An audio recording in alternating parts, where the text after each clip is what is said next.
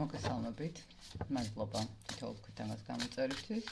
ვინც არ მიცნობთ, გაგესწრებით მე ვარ კატო.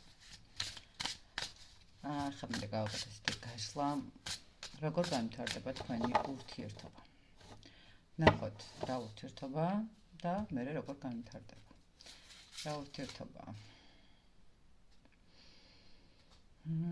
ურთიერთობას აქვს პატარა, ესე ვთქვათ, საკმაოდ რთული პერიოდი, როდესაც ვეძებთ გამოსავალს, ვეძებთ რაღაცა მდგომარეობას, რომელიც შეცვლის სიტუაციას, უკეთესი ენერგიებისკენ წაგვიყვანს და მოახერხებს იმას, რომ ჩვენი ურთიერთობა დაალაგდეს. ხო, რაღაცა ცოტა ესე ვიტყოდი, რომ აქ ურთიერთობის მდგომარეობა არის სიტუაცია, როდესაც გულნატკენები ვართ, რაღაცა არ იცვლებათ, რაღაცნაირად თითქოს შიშების მომენტია, ხო?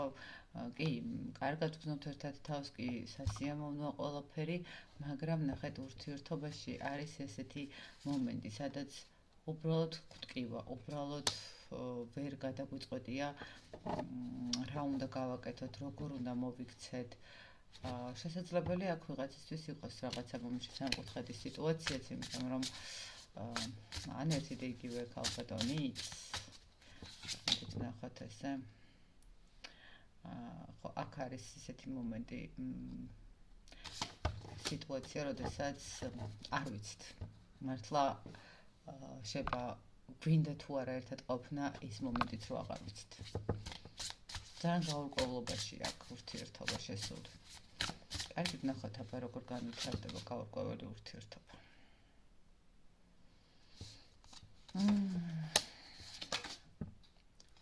აქ როგორი მომენტი, აქ არის ძალიან ბევრი წინაღობა, ესე ვიტყოთ. შეიძლება ეს სამკუთხედის მომენტიც იყოს. აქ არის სიტუაცია, როგორიც ითქვი, როდესაც გვეშინია იქიდან გამომდინარე, რომ რაღაცები არის მიუღებელი. ნუ ხა ვიღაცისთვის შეიძლება ეს იყოს სამკუთხედი ურთიერთობა, შეიძლება დაფარული ურთიერთობა, ნუ ზუსტად ეს მომენტი, ხო? შეიძლება რაღაც ასაკობრივი სხვაობა იყოს, ან რელიგიური სხვაობა იყოს. ყოველ შემთხვევაში აქ არის სიტუაცია ძალიან ისე არეული და როგორ განვითარდება. ძალიან ძნელია ამ სიტუაციის განვითარება. ამ სიტუაციისთვის ძალიან ბევრი მუშაობაა საჭირო იმისთვის, რომ ურთიერთობას განვითარება კონდეს.